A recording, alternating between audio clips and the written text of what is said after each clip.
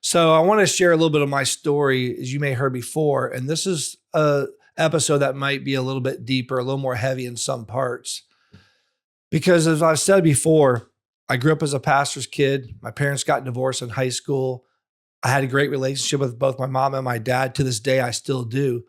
But there was a time where my family fell apart. And them being pastors, it set me looking for answers. I didn't understand why I was feeling this anger, why I was feeling this loneliness. And I was stuck and I could not get out of this cycle of pain that I was in because I was hiding things from people and I was dealing with this pain in my heart. And I would tell my dad, I don't need counseling. I'm fine. I'm good. But I was masking everything I was really feeling because I didn't know how to get out of it. So I go to college and even in high school, I started sleeping around, started partying a little bit. I go to college, play college soccer, join a fraternity, started smoking weed some, started partying, sleeping around. And I was just lost in college. And then after school, I studied psychology, ironically, trying to figure my life out, not knowing that God was going to use that later on down the road and redeem it for all the things I do now. But I struggled after college, bouncing from job to job. I would try trading stocks. I sold life insurance and health insurance. I waited tables. I was a valet out at Disney hotels for 5 years. Here I was with a college degree, chasing cars at hotels with other kids, 5 to 7 years younger than me. And I was uncertain about my purpose. I hadn't dealt with the pain in my heart, the anger, the disappointment, the sexual addiction and sin I was in. I just didn't know how to get out. I was so frustrated, and you've heard some of it before, but it wasn't all the time, but there was those moments when I did not want to live. I was like, you know what, God, if this is all there is to life, that I don't want to live, and there's times I just want to end it all. And it wasn't all the time, but those moments where I was so frustrated and stuck and not know what my purpose was. I didn't have freedom. I knew the truth about what God said about me, but I could not believe it for myself. And I was having a hard time breaking free from all the dysfunction that was in my life. And I did not know how to let go of it or get past it. I didn't know how to let go of the pain. But here's the truth that changed everything for me. I couldn't change my behavior until I first changed my beliefs. You see, freedom is not automatic. It's something we have to access. And freedom is not just about our behavior. It's about what you and I believe. Your freedom begins by what you believe. How you live your life will flow from what you believe about God and about yourself. So what are you believing about yourself? Here's what scripture says. Jesus said in John 8:32, I love this verse. It says, you will know the truth and the truth will set you free. But here's what most people miss. It doesn't say you will hear the truth only. It says you will know the truth. And that word know means to experience, to internalize, to live from. And that's a part of why I wrote The Purpose Experience, because you have to experience the freedom of Jesus. You have to experience what it's like to know him, to walk with him, and for his love to change everything. So you internalize it so you can live from that place. But here's the tension.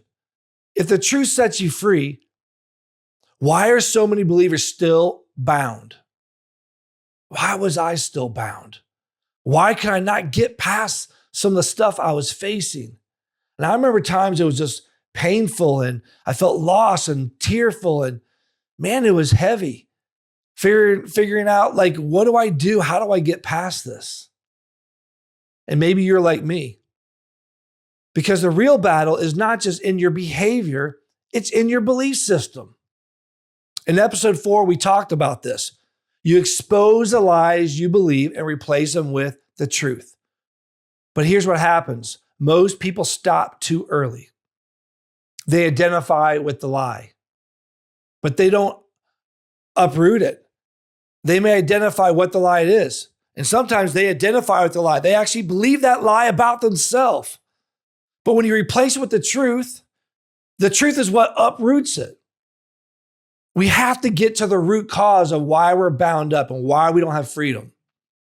And I remember back my first house, there was this rose bush outside of my driveway in this little townhouse I had by the sidewalk. And it would grow and get really big, about as tall as my car. And it would be all these prickly, thorns. And I'd get out of my car and hit it and it would poke my skin. So I'm like, I'm going to cut this bush down. I cut it down. Guess what? It grew back. Cut it down again. I liked the roses. I'd clip off the rose or two. And then I'd cut the bush down. Even no matter how far down I cut it, it would keep growing back until I got a shovel out and dug around that bush and got like deep and ripped it out the root. Guess what? It never grew back. Why? Because I uprooted that bush. Just like my story of the bush, you must uproot the lies you are believing, the lies you're believing about yourself and the lies you're believing about God. You have to uproot those lies that keep producing the fear, the anxiety, the insecurity, the addictions, the comparison games. The lies that keep producing those patterns and cycles of sin that keep you captive. Those things you just can't seem to break. You see, you don't get results from just desiring to be free of those things. You get results from your beliefs. So if you believe, I'm not enough, I'll always struggle, I'm stuck living like this, things will never change, I'll never figure it out, I'll never have enough money, I'll never beat this sexual sin, I can't overcome this depression. Those are lies. You will continue to live in bondage, even if the truth is available to you. See, the Bible calls these lies and patterns strongholds. A stronghold is a belief that has become stronger than the truth in your life. It's not just a thought, it's a pattern. It's a lens that you filter all of life through. For me, there were seasons in my life where I knew the truth, but I wasn't living free. See, I could quote scripture. I went to church my whole life.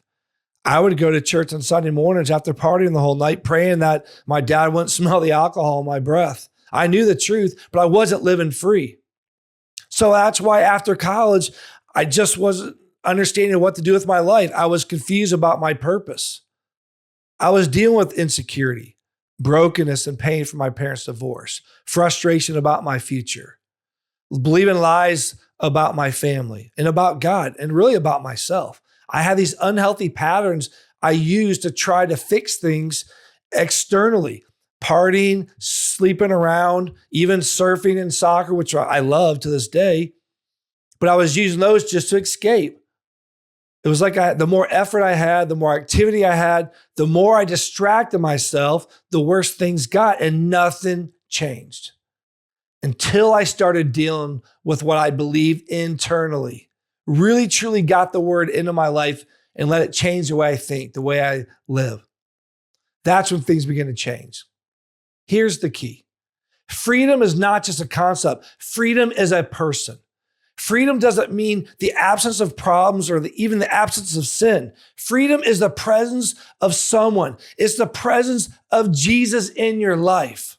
That's what brings freedom.